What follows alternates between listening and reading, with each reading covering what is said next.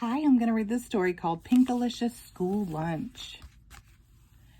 If there's one thing I love for lunch, it's a peanut butter and jelly sandwich. Mommy packs it for me almost every day. On Monday, I decided to try something totally different. I wanted to buy my lunch at the school cafeteria. It would be pinkerific. They were serving spaghetti and meatballs with raspberry jello for dessert. Spaghetti looks pink if you use your imagination. At last the bell rang. Lunchtime, I yelled. I leaped out of my seat and out the door, skipping down the hall at full speed. I was going so fast I didn't see the book on the floor. I tripped and fell and hurt my knee. Miss Penny came to help me. Why the rush, Pinkalicious? She asked. I told her about the spaghetti and meatballs and pink jello for dessert. Sounds yummy, she said, but remember, slow and steady wins the race. I wasn't sure what she meant, but I was too hungry to ask. Miss Penny walked down to the cafeteria with me. I got in line and waved goodbye. Soon enough, my special spaghetti would be all mine. All I had to do now was wait. So I waited and waited and waited. The line was so long, it snaked around the cafeteria. We moved slowly, inch by inch. My tummy started grumbling. My knee throbbed.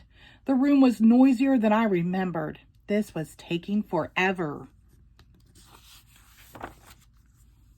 At long last, it was my turn to order. I cleared my throat and said, "Spaghetti and meatballs with raspberry jello, please." Ethel, the lunch lady, didn't hear me. "Excuse me," she said. "Spaghetti and meatballs and jello," I tried again. It was no use. The room was too loud. Ethel shrugged and handed me a plate with green beans and a sloppy joe. No matter how hard I squinted, it did not look pink or tasty. I cleared my throat to try one last time, but just then the bell rang. It was time to go back to class. I couldn't believe what just happened. This was supposed to be my big day, my cafeteria feast. Now, instead of spaghetti and meatballs and raspberry jello, I had nothing but an empty stomach. In math class, I had trouble paying attention. I was so hungry. Triangles look like pizza slices. Circles look like pies. When Miss Penny showed us that a square cut diagonally makes two triangles, I thought she was cutting a sandwich in half. My tummy grumbled.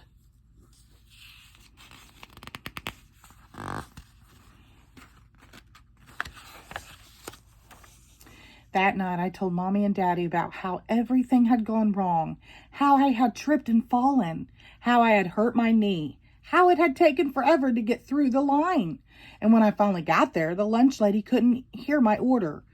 "I'm sorry, honey," said Daddy. "Would you like me to make you a peanut butter and jelly sandwich for tomorrow?" asked Mommy. I didn't know what to do. Today did not turn out very well, but tomorrow they were serving grilled cheese sandwiches. I like grilled cheese. "I'll try again tomorrow, except this time I'll be prepared," I said. I finished my dinner and went up to my room.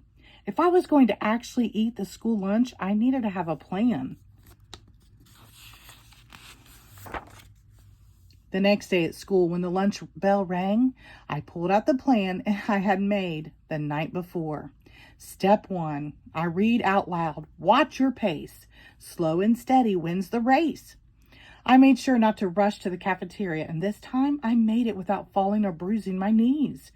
Miss Penny was right. This was much better.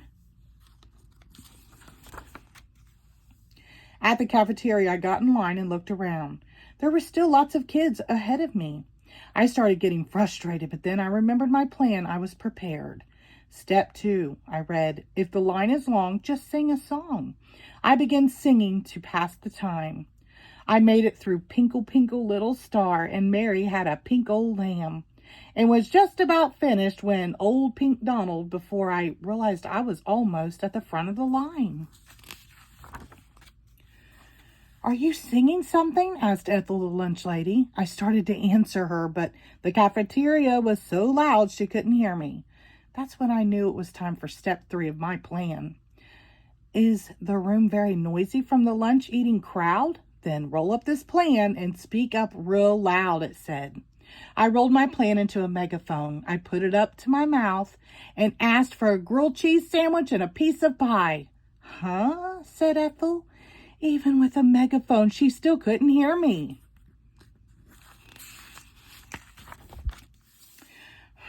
I thought. She could hear me when I was singing. I know. May I please have a grilled cheese and a piece of cherry pie? I sang. This time, Ethel heard me. Yes, you may, Ethel sang back, handed me the cherry pie. Here's your grilled cheese, sang the other lunch lady, giving me another plate. And how about some strawberry milk, sang the third lunch lady. Thank you, I sang back. You are welcome, sang the three lunch ladies in perfect harmony. The cafeteria was completely quiet as everyone listened to them sing. When they finished, everyone clapped and yelled, "Hooray!" The whole room filled up with our cheers.